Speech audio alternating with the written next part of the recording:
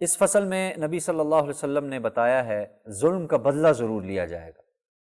جیسے حضرت عائشہ رضی اللہ تعالیٰ عنہ فرماتی ہیں، ایک دن اللہ کے رسول کی خدمت میں ایک شخص آ کر بیٹھ گیا اور اس نے عرض کیا، یا رسول اللہ، میرے پاس ایک غلام ہے جو مجھ سے کبھی جھوٹ بولتا ہے، میرے مال میں خیانت کرتا ہے اور میری کبھی کبھی نافرمانی بھی کر دیتا ہے، چنانچہ میں اسے تنبیہ کے طور پر کبھی کبھی برا بھلا کہہ دیتا ہوں اور کبھی مار بھی دیتا ہوں، اسے ہاتھ چل جاتا ہے میرا، تو کیا اس کی وجہ سے قیامت کے دن میرا کیا حال ہوگا، میرا کیا حساب کتاب ہوگا؟ آپ صلی اللہ علیہ وسلم نے ارشاد فرمایا،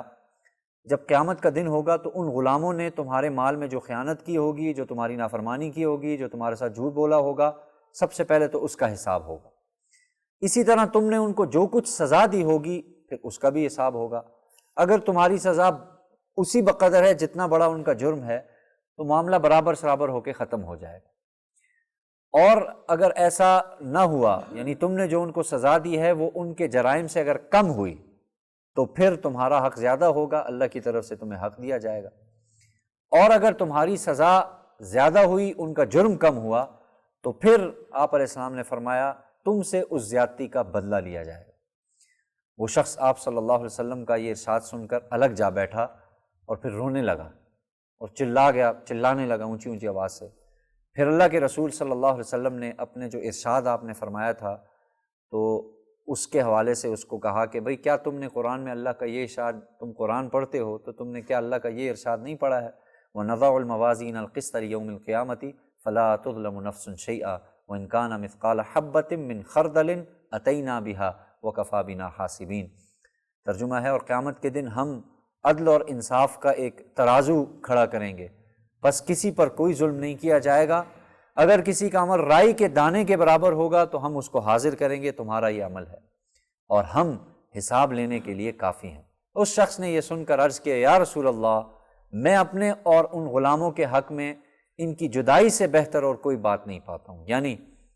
آپ علیہ السلام کو گواہ بنایا انہوں نے اور کہا، اللہ کے رسول آپ گواہ رہیں، میرے جتنے بھی غلام ہیں میں نے سب کو آزاد کر دیا، آج کے بعد وہ میرے غلام نہیں رہیں گے۔ ظاہر ہے یہ ایک حساب کی صورت ہے جو آپ صلی اللہ علیہ وسلم نے بیان فرمائی ہے، اور یہ تو یہاں تک تو روایتوں میں ہے نا، باقی مفتیان کرام ایک کتاب پڑھتے ہیں اور ان کو باقاعدہ پڑھائی جاتی ہے، ان کا حصہ ہوتی ہے نصاب کا، جو مفتی بنتا ہے خصوصاً تخصص فی الفقہ، فقہ کے اندر جو مفتی بنتا ہے اس کے لیے ایک کتاب باقاعدہ پڑھائی جاتی ہے۔ اس کتاب کے اندر ایک عبارت ہے، وہ عبارت نقل کرنے لگا ہوں، واقعتاً انسان کے رونگٹے کھڑے ہو جاتے ہیں جب وہ عبارت سامنے آتی ہے۔ ظاہر ہے وہ بھی کوئی حیثیت رکھتی ہے۔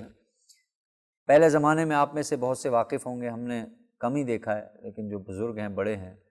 جو 1 آنا 2 آنا 10 پیسی اور پھر 58 54، یہ پہلے زمانے کی ایک رقم چلتی تھی، تو ظاہر ہے وہ کتاب بہت پرانی لکھی ہوئی، اس میں لکھا ہے باقاعدہ طور پہ کہ اگر کسی نے کسی شخص کا ظلماً، یعنی 10 پیسے، وہاں یہ الفاظ ہیں، اللہ کمی بیشی معاف فرمائے، اگر کسی نے کسی کے 10 پیسے اس دنیا میں ظلماً حاصل کیے، اس زمانے میں 10 پیسوں کی اہمیت تھی، آج بھی آپ اس حساب سے ہی چلیں تو 10 پیسے کی کوئی حیثیت نہیں ہے، اب تو ملتے ہی نہیں ہے، نظر ہی نہیں آتے۔ لکھا ہے کہ اگر کسی نے کسی کے 10 پیسے کا ظلماً کسی سے لیے تو اور مر گیا تو قیامت کے دن اس کو اللہ تعالیٰ کی بارگاہ میں اس شخص کو جس سے اس نے 10 پیسے ظلماً لیے تھے 500 مقبول نمازیں دینی پڑیں گی اس کو۔ اب آپ خود اندازہ لگائیں کہ میں اور آپ شاید پوری زندگی کی نمازوں میں ہم یہ دعویٰ نہیں کر سکتے کہ ہماری 5 نمازیں بھی قبول ہیں، تو میں تو نہیں کر سکتا، آپ میں سے اللہ اگر کسی کو، پھر 500 نمازیں وہ بھی مقبول نمازیں جو اللہ نے قبول کر دی ہیں وہ بدلے میں دینی پڑیں گی۔ تو اللہ معاف فرمائے، اللہ تعالیٰ حفاظت فرمائے، اللہ حساب آسان فرمائے ہم سب کا۔